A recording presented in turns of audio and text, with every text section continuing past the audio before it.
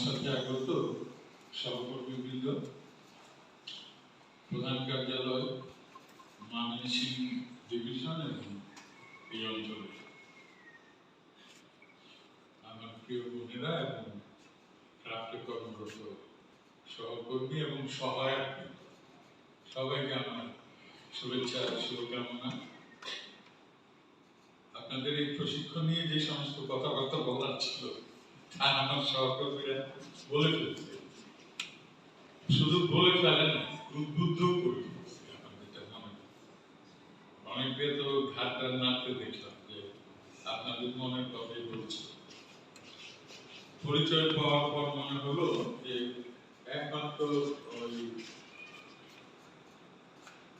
চালাদানি বনবাদে আর সবাই আশেপাশে, মোটামুটি দূরত্ব খুব একটা বেশি নেই। তবে যুক্তিসঙ্গত দাবি যে ওই 8টায় চলে আসা, 8টায় এসে 8টায় যোগদান করা, এটা খুব ডিফিকাল্ট। কারণ অনেক সময় বাড়ির লোকদের খাবার দাবার, পরিচ্ছন্নতা, স্কুলে পাঠানো বাচ্চাদের, এইসব করে মহিলাদের এই সময় মতো, মানে আমাদের সময় মতো আসা খুব ডিফিকাল্ট। সুতরাং আমি রিকোয়েস্ট করবো যে ওনাদেরকে 9টা অ্যালাউ করার জন্য। 8 ঘন্টার যে ব্যাপারটা, এটা হয়তো শ্রম আইনে বা লেভেল লতে 8 ঘন্টা প্রচলিত আছে। আমাদের পূর্ব বাংলাদেশে প্রায় 7 দিন ব্যাপী আমাদের ছেলে মেয়েরা শ্রম ঘন, মাঠে ময়দানে, ঝড় বৃষ্টি রোদ নাই, যে মানুষের 50 টাকা 100 টাকা 200 টাকার সঞ্চয়, ঋণের কিস্তি আনতে বাড়ি বাড়ি যাচ্ছে। অনেকে হয়তো রেডি নেন, তারা বলতেছে আবার একটু আসেন, মানে সে এইসব করে আবার বিকালে তাকে যেতে হয়। যারা দেয়নি, রোদ নাই বৃষ্টি নাই, তাদের কিন্তু করতে হচ্ছে এবং জবাবদিহিতা আছে। যদি না করে, এই তুমি এত টাকার সঞ্চয় ফেলে আসছো কেন, এত টাকা ঋণ নিয়ে আসো নাই কেন, অ্যাকাউন্টেন্ট, ম্যানেজার, এরিয়া ম্যানেজার সবার কাছে জবাবদিহি করতে হবে, তাই না? সুতরাং যে লোকরা এরকম 5 দিন শ্রম ঘন কাজ করে, তাদের 2 দিনের ছুটি হলে তাদের পরিবারের সাথে মিলিত হওয়া, সবসময় হয়তো যেতে পারে না, বাড়ি তো দূরে দূরে, দূরে একবার গেলে দেখা যায় 2-4-5 হাজার টাকা খরচ হয়ে যায়। যখন সে যায়, সেই সময় গিয়ে যদি চলে আসে তাহলে কিন্তু লাভ হবে। সে ফ্যামিলির সাথে 2 দিন কাটিয়ে রিফ্রেশ হয়ে আবার যেদিন সে আসে, তখন কিন্তু সে তার কাজে ঝাঁপিয়ে পড়ে পূর্ণ শক্তি নিয়ে।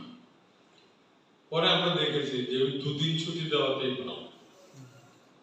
অনেক সময় আমাদের লোকরা ছুটি ভোগ করতে পারে না, কিন্তু ছুটি আমরা বহাল রেখেছি 2 দিন।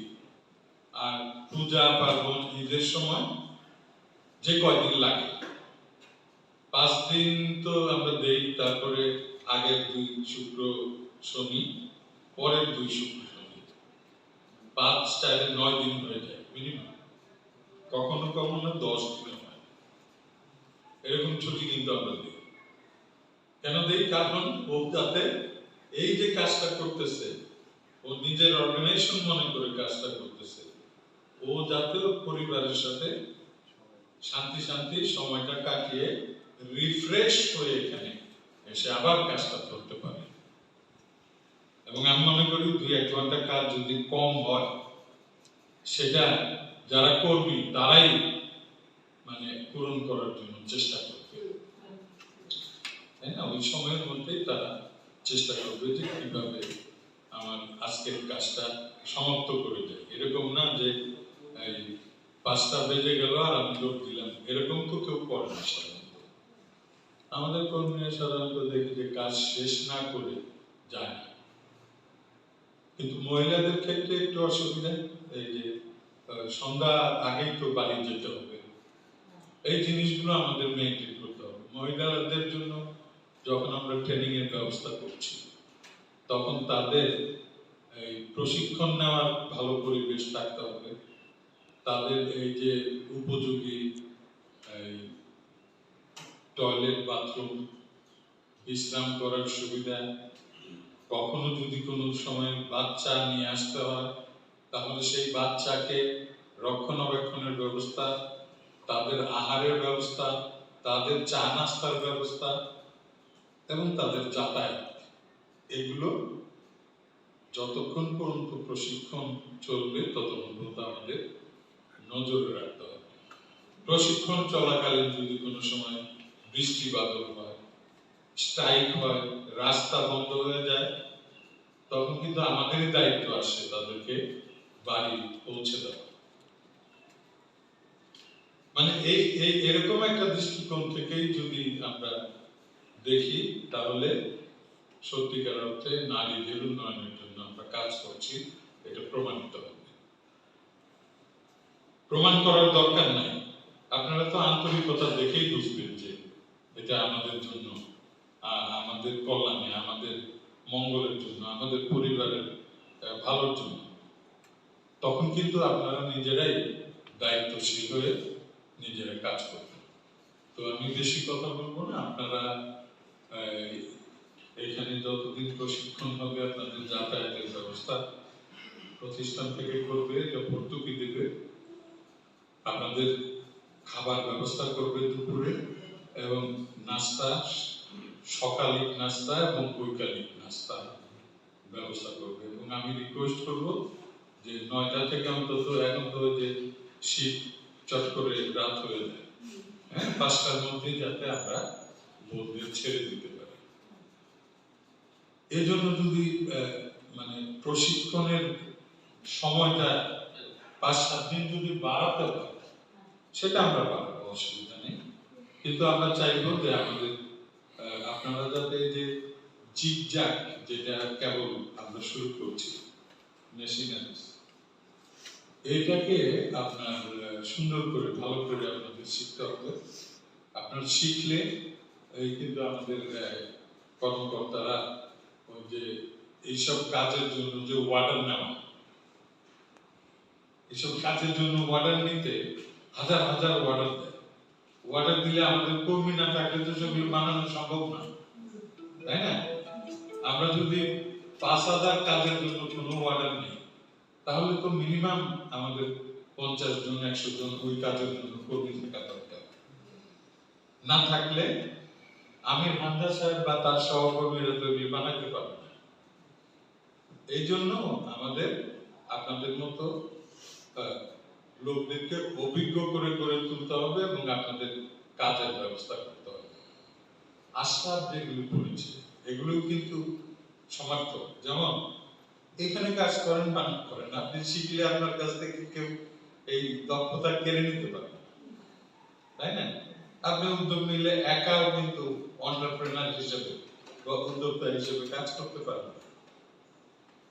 আপনি নিজেই উৎপাদিত পণ্য আমাদের কাছে বিক্রি করতে পারবেন। আমরা আবার লটে বড় বড় জায়গায় বিক্রি করতে পারবো। আর আপনি যদি ছোট লটে বিক্রি করার জন্য আপনি যোগাযোগ চান, আমরা যোগাযোগ করি। কারণ আমাদের উদ্দেশ্য হলো আপনাদের কল্যাণ করা, মঙ্গল করা, বা আপনাদের আয় রোজগার বাড়ানো। আপনাদের আয় রোজগার তো আমরা নিয়ে যাব না, আমরা ভর্তুকি দিয়ে এটা করতেছি এই কারণে যাতে পুরুষদের পাশাপাশি মেয়েরাও স্বাবলম্বী হতে পারে। অথবা পুরুষ 20,000 কামায়, মহিলা যদি সাথে 5,000 কামায়, তাহলে তো সংসারে 5,000 টাকা যোগ হবে। সংসারের ছেলে মেয়েরা স্কুলে যেতে পারবে, কলেজে পড়বে। আমাদের অনেকের ছেলে মেয়েরা মেডিকেল কলেজে পড়ে, ইঞ্জিনিয়ারিং ইউনিভার্সিটিতে পড়ে, ইউনিভার্সিটিতে পড়ে, কৃষি বিশ্ববিদ্যালয়ে পড়ে। আমাদের অনেকের ছেলে মেয়ে এই যে কি বলে ক্যাডেট কলেজে পড়ে। আমরা যখন শুরু করেছিলাম সেই সময় থেকে আমরা এই যে খোঁজ খবর নিয়ে জানলাম অনেকের ছেলে মেয়ে লেফটেন্যান্ট কর্নেল হয়েছে, কেউ বিমান চালায়। আপনাদের আমাদের পরিবারে এবং সমাজে কন্ট্রিবিউট করতে পারে সেই আশাবাদ ব্যক্ত করে এই প্রশিক্ষণে যদিও সকালে শুরু হয়ে গেছে উদ্বোধন ঘোষণা করছি।